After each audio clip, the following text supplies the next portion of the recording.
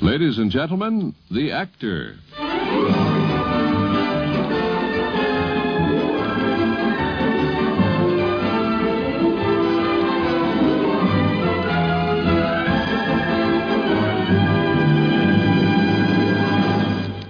The National Broadcasting Company will present within the next 55 minutes a transcribed appraisal of that phenomenon of nature called the actor. What is he? Or, more importantly, why is he? The only thing an actor fears more than losing his mind is regaining it. There are three kinds of people: men, women, and actors. Never marry an actress. Actors very rarely have a good word to say about other performers. The more you praise an actor, the more it despises you. Don't call us, we'll call you. Our guest lecturer tonight is a man whose stage credits range from blackface minstrels at Centre College to Shakespeare at Washington University. He is that eminent, frustrated actor, Mr. Morgan Beatty. In his long career before the public, Mr. Beatty is best known as radio's most listened to news commentator. He steps to the microphone now. Mr. Beatty. It's true. I'm a frustrated actor. I've been one ever since I first set foot on a stage in Fort Smith, Arkansas, in a minstrel show. And I guess I'm frustrated because I never got to see my name in lights. It was in 1919 that I was offered a job with the famous Al Fields Minstrels, $25 a week. But I had to learn to play the cornet, fast and well. I never did master the cornet, but instead learned to pound a typewriter on a news beat. I've always regretted not taking that job with Fields. Perhaps we've all got just a bit of actor in us. Shakespeare put it this way: all the world's a stage, and all the men and women merely players. They have their exits and their entrances, and one man in his time plays many parts. Maybe you've never known an actor. Let me tell you. This is Tallulah Bankhead introducing the actor. Actors are made of fragile stuff, easily damaged, but just as easily put together again. A little applause will usually do it. According to tradition, actors are born between the acts, cradled in the drawers of a hotel dresser, nurtured on grease paint. And when they die, they don't go to heaven, they go to the theater. Actors are a special race. They come to life at 8. Then, if you're an actor, you suddenly come alive. And for that little while, you live. You send across the footlights something you've created. Laughter, a tear, a lump in the throat. You hope something enriching, something ennobling, something the customers down front can take home and treasure. Then the curtain falls. You take your bows. The lights come up, and you're a person again. That's the actor as he sees himself. Here's the actor as other people see him. I was born in a trunk in the Princess Theater in Pocatello, Idaho. It was during... If all the actors and actresses who say in their biographies that they were born in trunks were actually born in trunks, the trunk business would be one of America's 6 major industries. You are listening to the cynical voice of syndicated newspaper columnist Hy Gardner. I've met more song and dance guys and dolls born backstage on split weeks than the total capacity of all the maternity ward beds in America. And I love them for their illusions, just as much as I love them for their talents, their exaggerations, their persistency, their guts, their faith and belief in God and themselves. Actors like to laugh a lot and cry a lot and sleep a lot and make a lot of money so they can pay a lot of taxes and brag about it. Actors were the originators of the credo of blood, sweat, and tears. They give blood to the Red Cross. They sweat to make the big time. They shed tears when one performance out of 1,000 dies a dud. Actors are belligerent, gentle, cranky, jolly, silly, canny, phony, funny. Actors are sad, glad, drunk, sober, healthy, sick, stupid, slick, temperamental, sentimental. Actors wear toupees, but not spectacles, elevated heels under flat feet, dress suits with torn shorts, and holey socks. Actors love to play death scenes, and at a crony's funeral try to upstage the corpse and steal the final bow. Actors would rather have a front chaise longue at Lindy's than a seat in the stock exchange. An actor'd rather have his caricature hanging above the pastry wagon in Sardi's than to have a portrait hanging in the Metropolitan Museum. The only thing an actor fears more than losing his mind is regaining it. An actor would rather leave an impression than a tip. He'll spend dimes all day to leave a message with his own telephone service to say, Howard Hughes called 6 times. Why don't you call him back? An actor is a motorized gypsy. He can be led and bled, used and abused, kicked and caressed, and always comes up smiling, if anybody's watching. Certainly an actor is not always what he seems to be. The scene, Stillman's gym in New York City. Former middleweight champion Rocky Graziano, an actor of sorts himself, tells the story. About 1948, I think it was, a fella is to come up the gym, sit in the same seat. He looked like a fighter. I figured the fella was a 4-round fighter. Well, he ain't a bad fighter, the kid. I mean, he used to come up and punch the bag, you know. So one day he come over to me, he says, "Hiya, Rock." I said, "Hiya, kid." So he said, "Look," I said, "What do you do for a living?" He said, "I'm an actor." I said, "Oh, yeah?" You know, I figure an actor dresses nice. This guy, he had overalls on, and, you know, he didn't look like an actor. He looks like a fighter. He's the only actor that I know that talks like a fighter. So he says, "Here's 2 tickets. You want to come to my show?" He said, "I'm acting, you know, in Streetcar Named Desire, you know." I says, "All right." So I told my wife, I says, "Norma," I says, "this guy gave me 2 tickets." When I went home, 2 tickets, Streetcar Named Desire. She says, "Ooh, that's a good place." She said, "Who gave you the tickets?" I said, "I don't know, some guy by the name of Marlon. Who knows?" So she says, "Well, Marlon Brando's a star." I said, "Oh, it can't be this guy. You know, because this guy's a fighter." So finally, I go to the theater and I sit down and I'm watching the show, and all of a sudden this kid comes out. I figured he was going to take a walk on with a broom or something.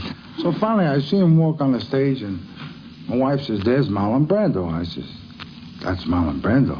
He had the same clothes that he was in the gym. I said, look at this guy, you know. And the guy put up a performance there, was great. Then one day he done a television show that he acted just like me, and, you know, and boxed just like me. He was studying me for a character in a play that he was going to do. That play, that movie actually, was On the Waterfront. And Brando's interpretation of Graziano's personality may win him an Academy Award.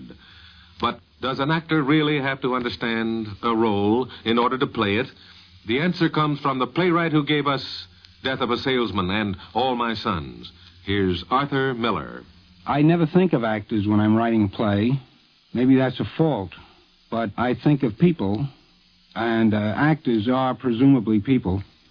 I think the actor is a special kind of person in one respect, and that is that he has a tendency in his makeup toward the expression of his emotions.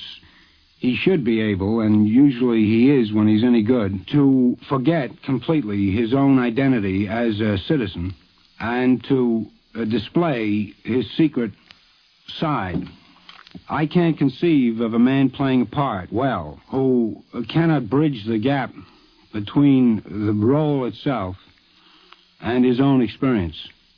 That doesn't mean that he has to have been a truck driver at some time if he's playing a truck driver, although that would help. It means that the kind of imagination he has must be that kind of imagination that the character has. The fact is that there is one corner, usually, of an actor's personality which can be engaged by the part. I've known actors who have gone through a year in a play, and in a chance conversation I have discovered that they never understood the part at all.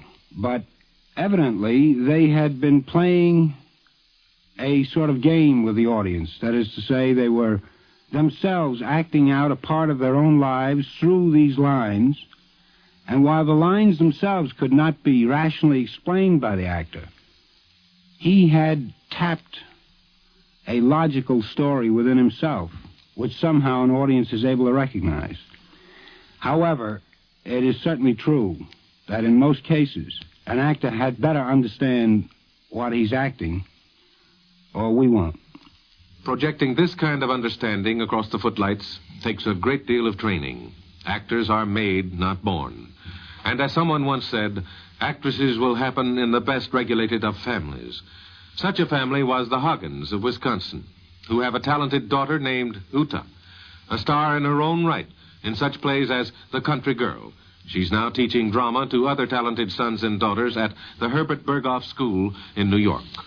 Talent is a very, very nebulous, misused, misunderstood word, and can express itself in so many different ways. I've seen people where I felt the initial ability was strong, but then they had personal problems. They had personal weaknesses. They were lazy. They didn't follow through on anything. Then I saw somebody else where I felt the talent was less, and they had such integrity as workers that they made it long before the person that I felt initially had more talent.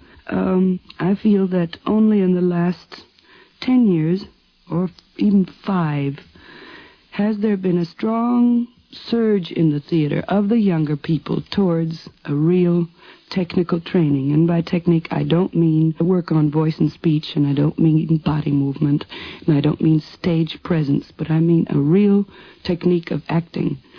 This used to be sneered at in the profession and say, well, he's a square, he's arty, and this is a showbiz. And then, recently, what has helped the young actor to believe in acting as a craft and a true technique is that the people, the youngsters who have had training, have won out over the others.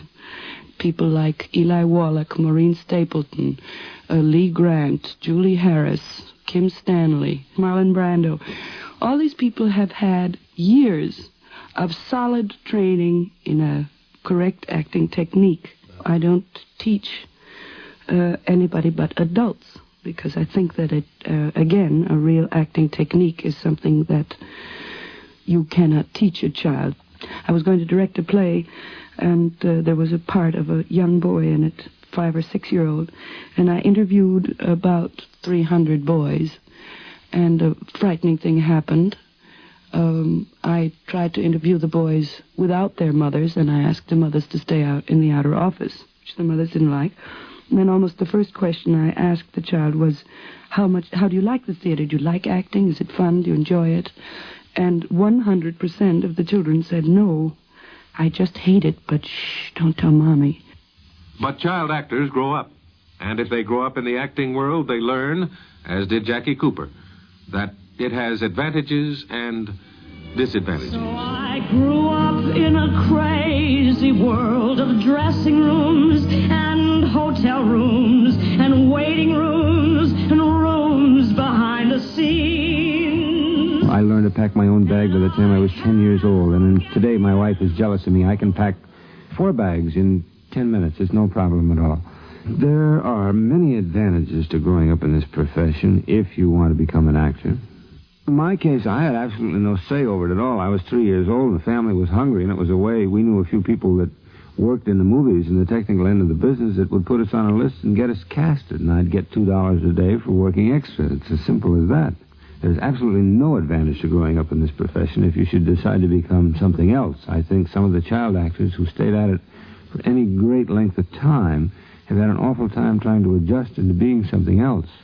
A child gets a lot of adulation being in the public eye, lots of attention and affection and material things. And in 1931, when they were giving out the awards, the Academy Awards, I was nominated along with Lionel Barrymore.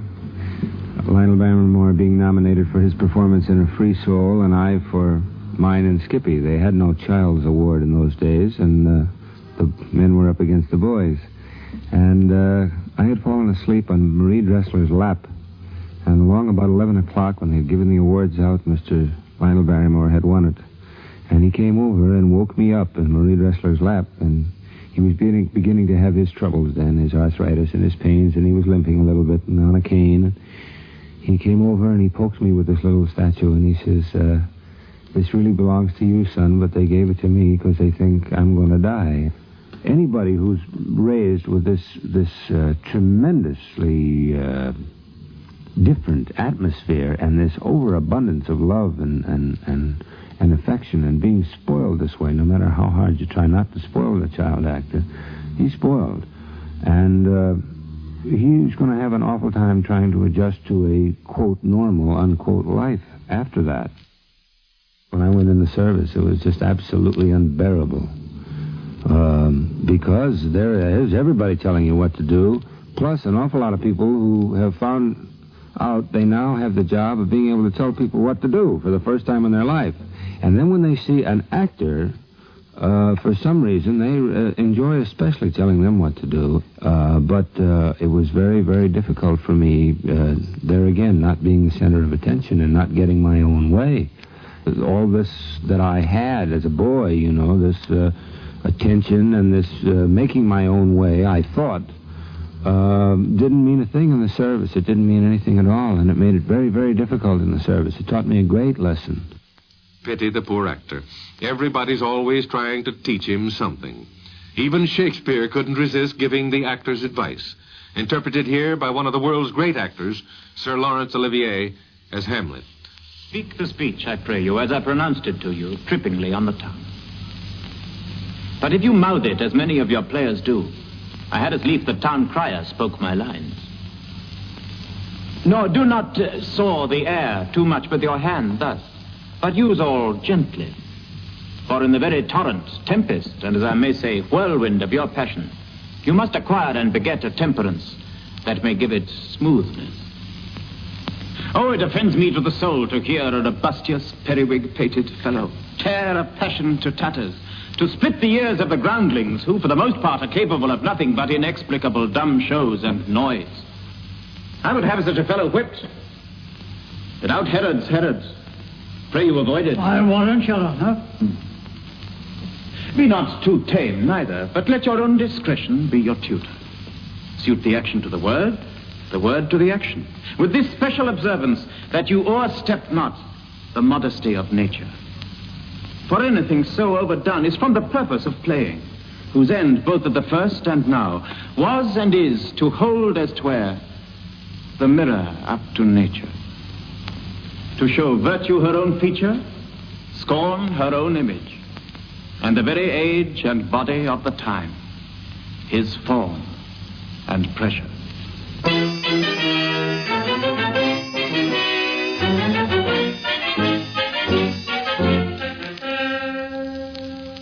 But you don't play Hamlet overnight. Before an actor faces the footlights, he has to face the ordeal of an audition. Come with us to a darkened stage of a Broadway theater, where a single naked light bulb glares into the face of a young actress, trying out for a part in the forthcoming musical production, Seventh Heaven. She's Barbara Ashley. Producer Gant Gaither greets her. I think I last saw you in The Liar on Broadway. Yes, that's right. And I thought you were dynamic and wonderful. Thank you very much, Mr. Gaither. This part that we have in mind for you in Seventh Heaven is quite different from the role you had in The Liar, but I think you might be quite right for it, sort of casting against type, maybe. Well, that's most exciting to any actress. This part might require an accent, too, so I might want you to sing a number with an accent, as well as a rhythm number, if you could. Do you have anything that's yes, I have rhythm. I have a rhythm song. In fact, it's from the last show that I did, Out of This World, from this moment on. Love to hear it. Good. Here it comes.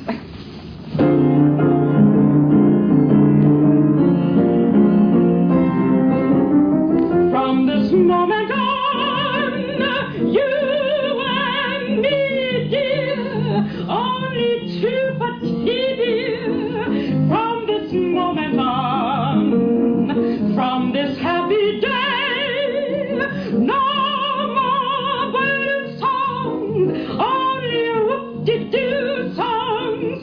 From this moment on, for you got the love I need so much. Got the skin I love to touch. Got the arms to hold me tight. Got the sweet lips to kiss me goodnight. From this moment on, you and I, babe, we'll be riding high, babe. Every care is gone. From this moment on. That's wonderful.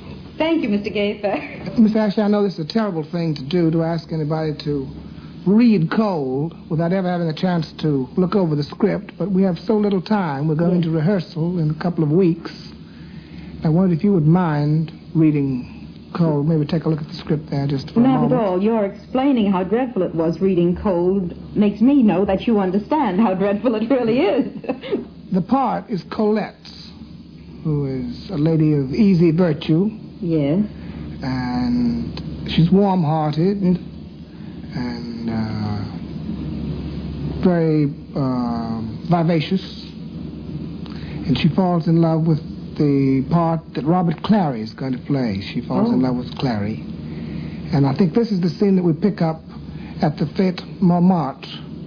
May I ask you a question, Mr. Gaither? What has been Colette's relationship with the rat? Is she angry at this point with him, or is she this is just chatting, just talking? Does she have something specific in mind when she meets him, or what? What is her mood? She has in mind marriage, I believe. Take off your head, sweetheart. I want to talk to you. Oh, let's have our drinks and beat it. My fingers are itching to embrace that lovely mob. Look. Fliegel, where did you get it? Keep your voice down, Cherie.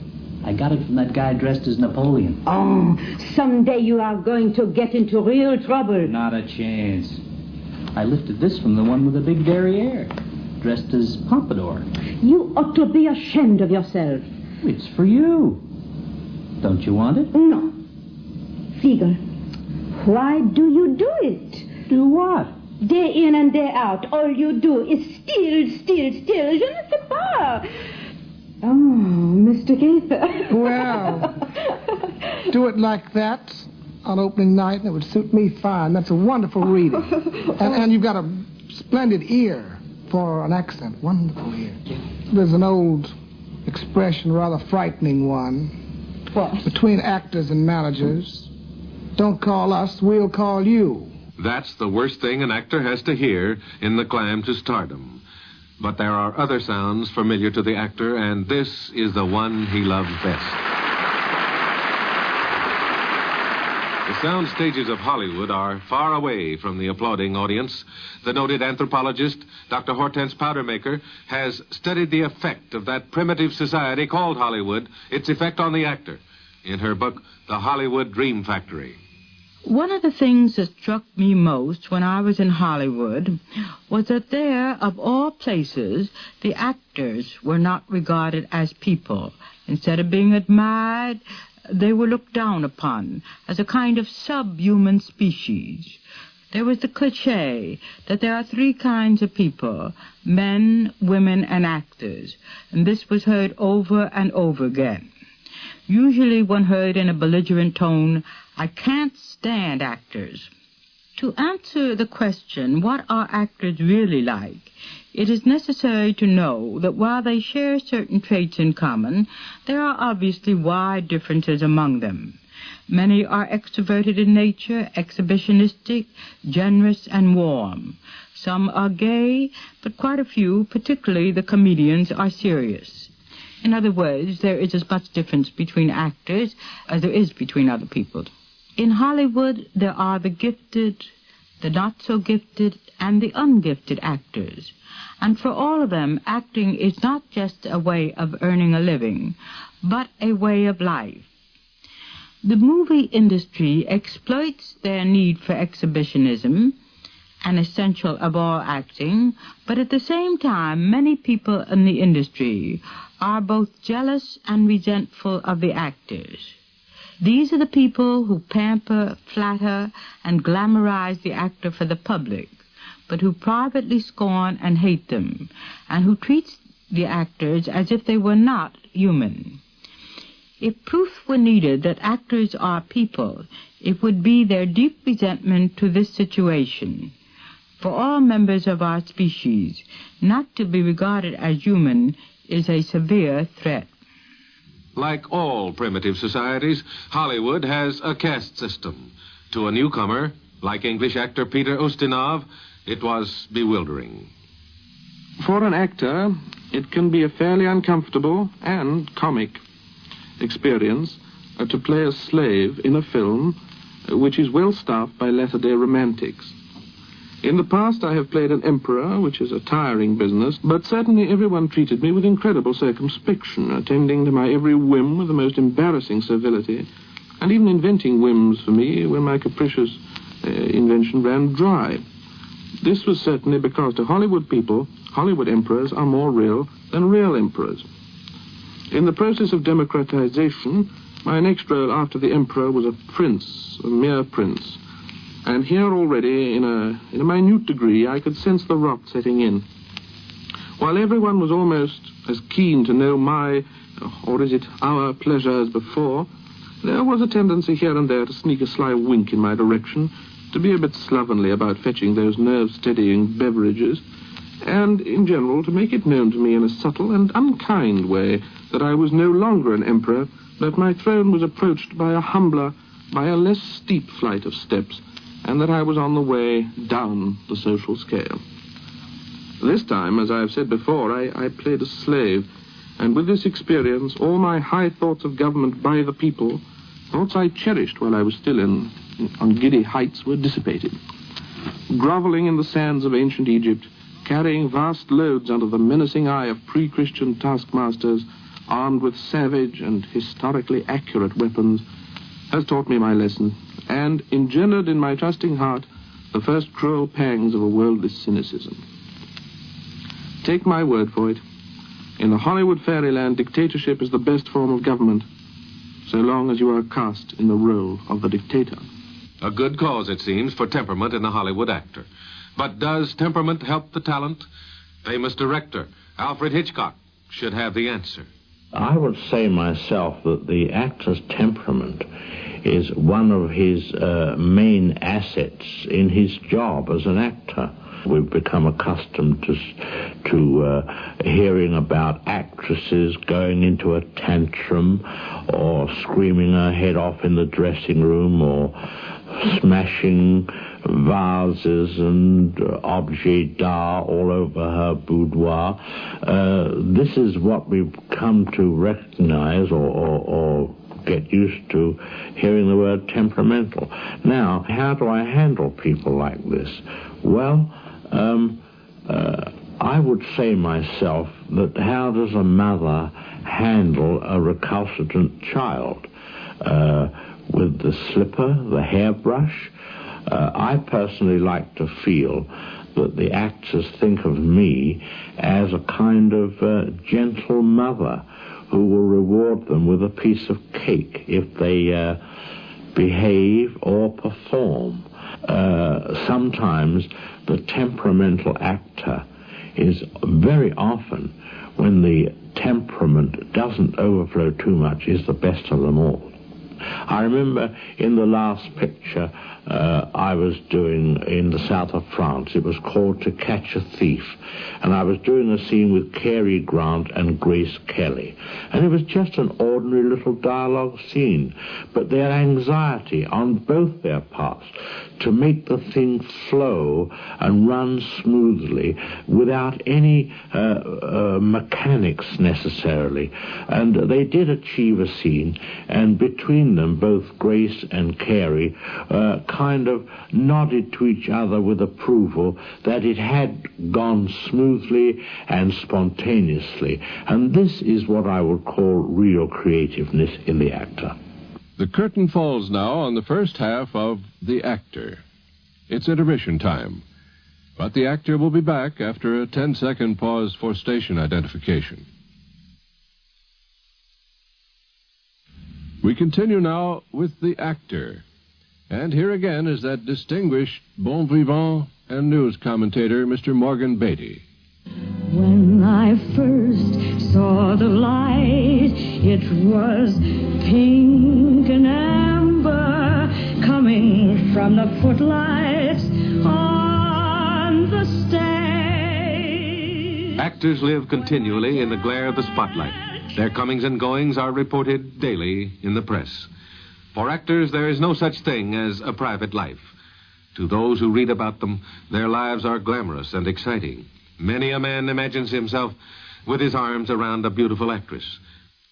But to those who write about them, it's a different story. Last summer, I handed down to one of my sons wise counsel. This was done rather publicly.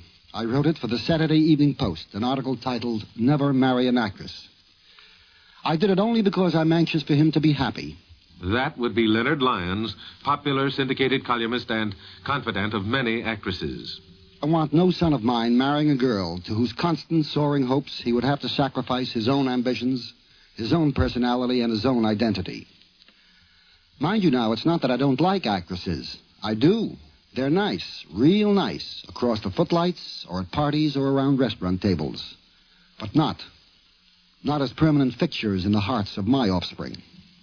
In the first place, any man or woman obsessed with the feeling that people will spend time and money to watch them moving about on a platform, reciting words and striking poses, must be touched with a bit of madness and must be deemed one apart from all others except from those similarly touched. Let's examine the product. The actor offers vocal, non-enduring services for which, at best, the paying customer receives in return nothing but a fleeting, pleasant memory. Acting, basically, is the art of pretending to be someone you aren't. And the higher the quality of this insincerity, the better you are rated. Basically, of course, acting is a woman's profession, so make-believe is a feminine attribute. Yet, to strengthen a masquerade, the actor will resort to wigs and gowns and padding and putty. In no other profession would a man feel such little hesitation about putting paint and powder on his face. All thoughts and preoccupations of the dedicated performer are concerned only with the stage and the role. Everything else, marriage, children, health, is but an adjunct to the prime need to perform. To perform is the sole and most gratifying function. An actor who has been ordered by his doctor to give up smoking would start puffing away like a steam engine if the role called for him to light a cigarette. A performer who has been dieting carefully under strict medical supervision would devour gallons of whipped cream 8 times a week if the script required it. Neither jeopardy to life and limb nor even the deepest of personal tragedy can ever sway the actor from his course to the stage. As long as an actor is conscious, he'll go on. Why must the show go on? It is vanity, of course, for vanity is the motivating force of all performers. It courses through the bloodstreams of the entire breed without regard to size, color, creed, or age. Vanity is perhaps the only genuine human quality possessed by the dedicated performers. David Warfield, the greatest actor of his age, made many millions from his work in the theater. And when fame and fabulous wealth at last were his, Mr. Warfield was asked, "What is the greatest thrill in life?" "For me," replied this man, for whom all thrills, all pleasures were his to command, "for me, there can be but one answer," said Warfield. "The greatest thrill in life still is just to walk across a stage." Just to walk across a stage. The supreme thrill. But why? What is it about these people, these actors, that makes that the greatest thrill in life? The answer comes from psychoanalyst John Gustin. Well, on a conscious level, there are, of course, the familiar incentives, such as fame, glamour, money, power, but more often than not, these are simply rationalizations for more complex and hidden motives. And these motives are usually to be found in the unconscious. Acting, for example, enables a person gripped by self-doubt and self-hate to get away from himself and be, for a time, someone else. To a tortured soul, this can indeed be a relief. While the act of acting provides an outlet for an otherwise cramped ego, it is not without danger and frustration. Unlike any of the other performing arts, acting demands that the artist submerge his own personality so that his creation may be the more real. Rubinstein is expected to play Chopin as Rubinstein, but Lee Cobb must not be anyone other than Willy Loman. When the ego of the actor is not fully developed, it fears the danger of being inundated by the character to be portrayed. For example, there was a highly respected and talented actress who played Blanche Dubois in Tennessee Williams' Streetcar. After several weeks of portraying the nightly disintegration of Blanche's personality, her own unconscious fears of psychosis emerged, and her own ego structure could no longer tolerate the identification. While acting may, through compensation and sublimation, grant temporary relief from inner turmoil, it is not enough to think of it merely as a defense against morbid disposition or a safety valve to avoid neurotic conflict. It is also, for the actor, an opportunity to free himself from reality and to reach out into the spaceless area of creative expression, to bring to himself and to the world new hope, new dimension, and new life. And an actress like Helen Hayes gives her audiences a new dimension of life in her performances. Here she is in that new dimension, not as Helen Hayes, but as Victoria Regina. That cheering that I hear means that my dear people are expecting to see me again, and I must not disappoint them. Will you have the windows opened? It is very gratifying, to find after all these years that they do appreciate all that I have tried to do for them, for their good, and for this great country of ours. We have been so close together today, they and I. All my dear people of England and Scotland and Ireland and the dear colonies from all around the world. I've had messages, you know. It's most extraordinary. Such devotion, such loyalty. Would you tell Mr. Chamberlain how very much I approve all the arrangements he has made for the proper representation of all parts of my empire in the procession? Everything was in perfect order. It was most gratifying. Well, I must go and rest now, you know, or I shall not be able to take my place at dinner tonight, and that would never do, would it?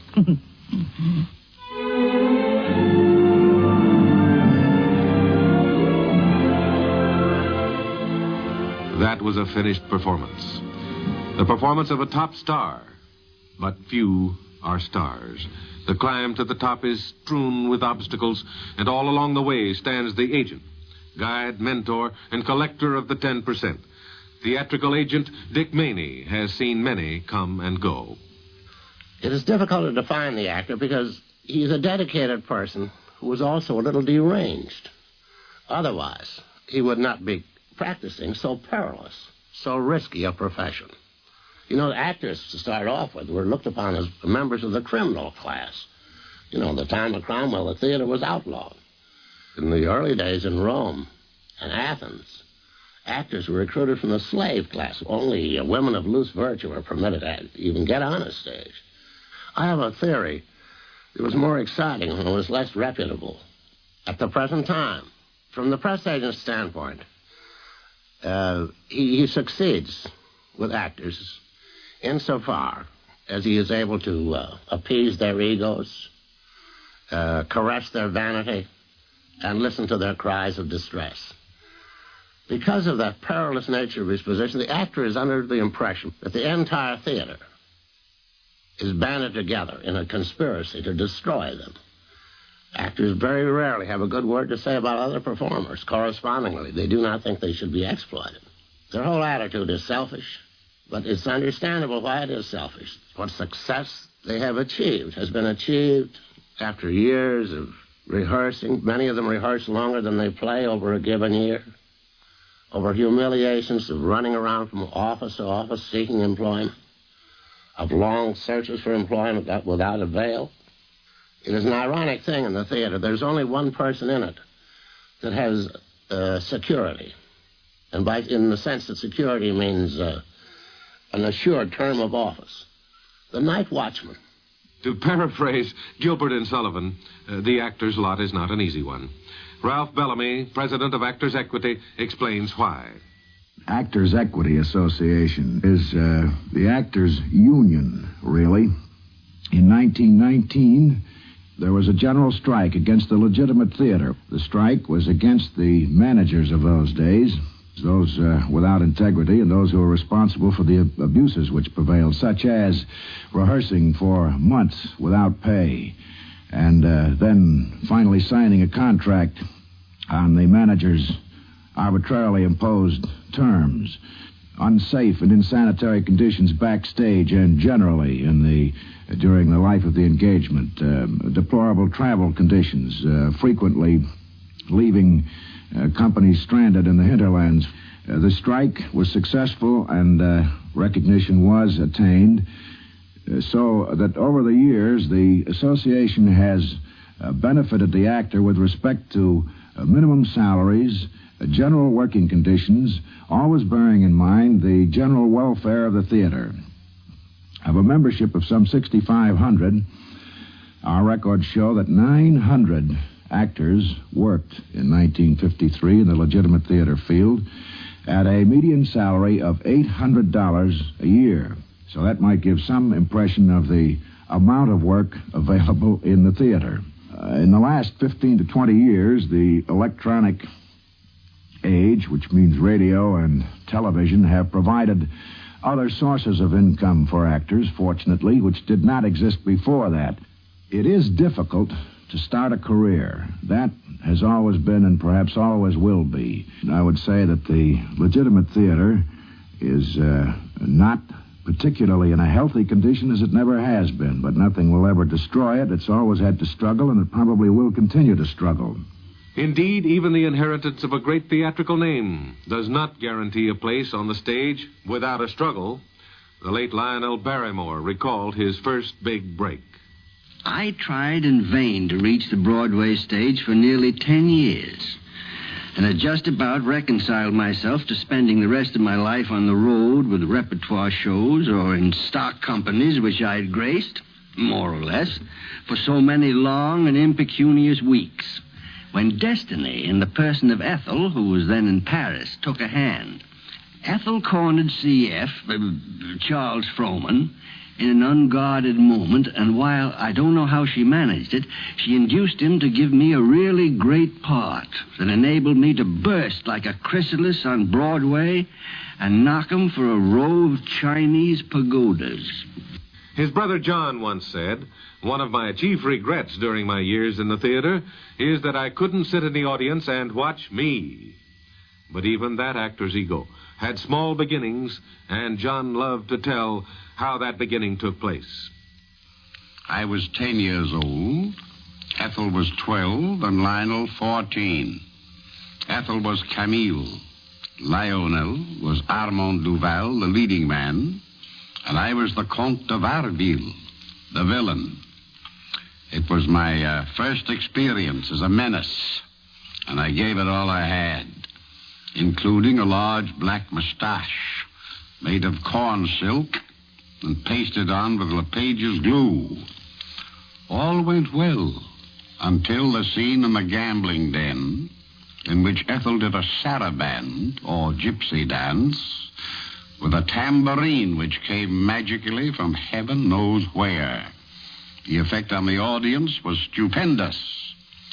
Lionel and I, to whom this innovation was totally unexpected, stood there like two galvanized tailor's dummies till a slightly older boy named Arthur Byron saved the situation by sweeping up to her and saying the amazing line, which he evidently had made up himself on the spur of the moment, "Come, entice me further, pretty one, over a libation in the conservatory."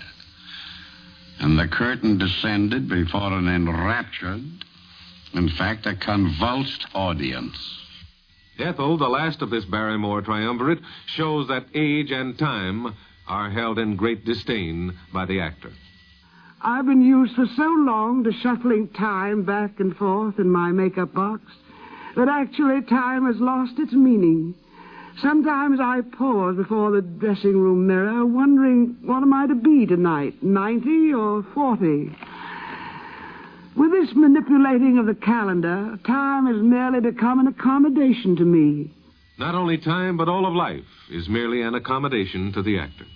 The eldest Barrymore, Lionel, put it this way: to the great actor, everything admirable that he reads or sees or hears must be his.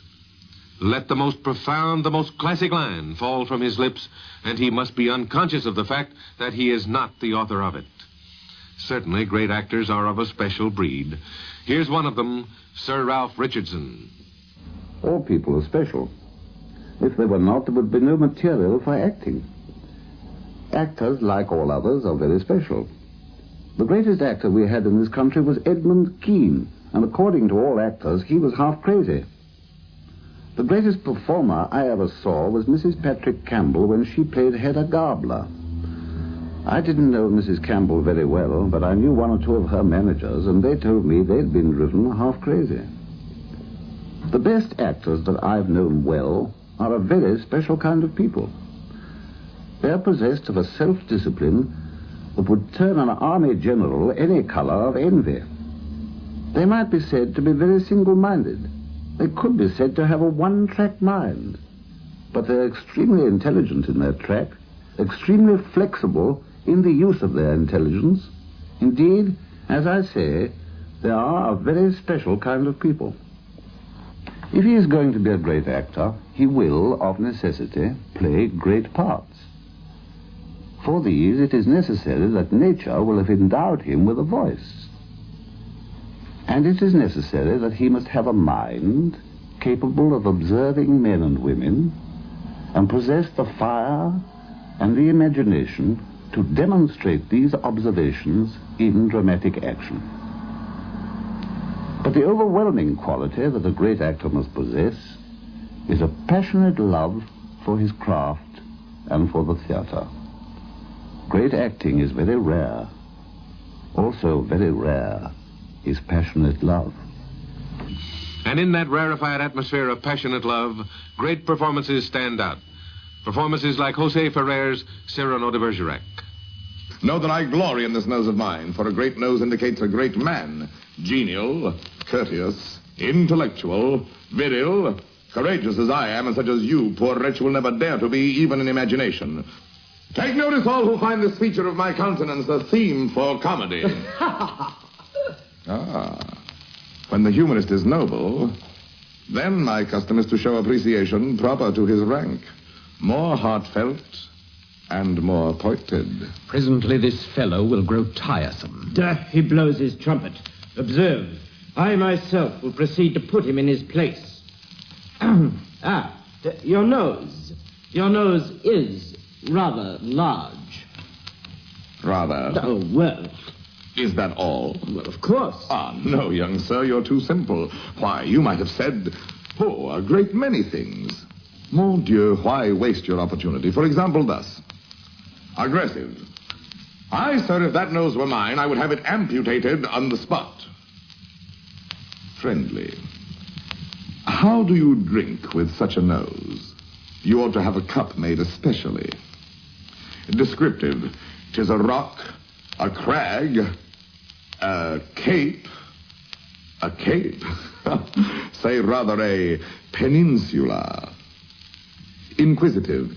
What is that receptacle? A razor case or a portfolio? Kindly. Do you love the little birds so much that when they come and sing to you, you give them this to perch on? Insolent. Sir, when you smoke, the neighbors must suppose your chimney is on fire. Cautious. Take care. A weight like that might make you top-heavy. Thoughtful. Somebody fetch my parasol. These delicate colors fade so in the sun. Pedantic. Does not Aristophanes mention a mythologic monster called Hippocampelophantocamelos? Surely we have here the original. Familiar. Well, old torchlight, hang your hat over that chandelier. It hurts my eyes. Eloquent. When it blows, the typhoon howls, and the clouds darken. Dramatic. When it bleeds, the Red Sea. Enterprising. What a sign for some perfumer. Lyric. Hark.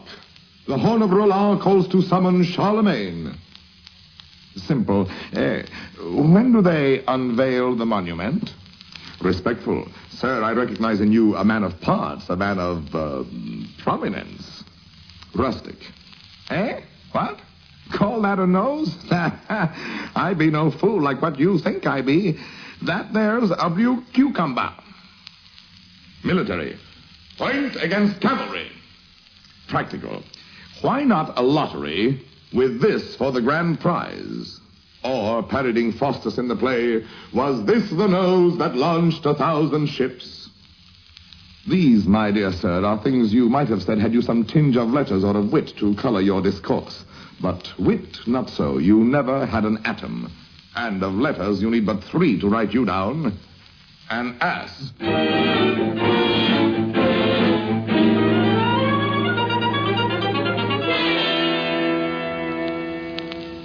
That performance certainly won critical acclaim. But critical acclaim is not easy to come by. The critic, that poker-faced man with the well-sharpened pencil and barb, is the bane of the actor's existence. One of the most respected is Walter Kerr, drama critic of the New York Herald Tribune. I suppose that relationships between the newspaper reviewers and the actors around town are always bound to be pretty much on the uneasy side. I suppose one of the most famous things ever said about actors in this respect was said by the late Percy Hammond when he remarked that the more you praise an actor, the more it despises you. It shouldn't be this way, because at the present time, it seems to me anyway, newspaper reviewers are exceptionally kind to actors. Kinder to actors, really, than to anyone else in the whole domain of the theater. It wasn't always this way. If you read 19th century criticism at all, you'll find the daily newspapers saying that Mr. So-and-so was obviously in a drunken condition last night, that he obviously hadn't prepared the role, that he didn't care who came to the theater or whether he got out of it alive or not. He was simply a wreck. That's a very commonplace kind of criticism. You wouldn't see it today. Even in our own century, you do come across, say, someone like Heywood Broun going so far as to suggest that a certain actor is perhaps the worst actor in the world. And you will find the actor suing him for it. After the suit, the next time that Mr. Broun had occasion to review this actor, he simply remarked that so-and-so was not up to his usual standard. Today, though, the barrage of unfavorable criticism is normally directed at the playwright, and almost never at the players. The worst that normally happens to an actor nowadays in the newspapers is that he may not be mentioned at all. I do think, perhaps, though, that we are too easy on actors. I think that in failing to be a little more severe, a little sharper, in failing to call attention to their defects, that we may possibly be sometimes doing them a disservice. Actually, actors resist criticism, I suppose, because they are a terribly opinionated group of people. I think that they may be the only group of people in the theater who are more opinionated than the critics. Their opinions are definite, they are firm, they are sharp, they are secure. I have never read in a newspaper comment quite so strong, sometimes comment quite so accurate, as the comment you will get from a player talking about a fellow player's performance. Actors are, in their own way, critics. If they don't get along terribly well with critics, it may be because they satisfy their need all by themselves. This, then, is the actor, an elusive combination of all those things inherent in every one of us. And how do we close? Certainly, we have not told you everything about the actor, any more than we could tell you everything about life. Let's close, then, as the actor would close, with a great curtain line. It comes from a great actress. Again, Ethel Barrymore. That's all there is. There isn't any more.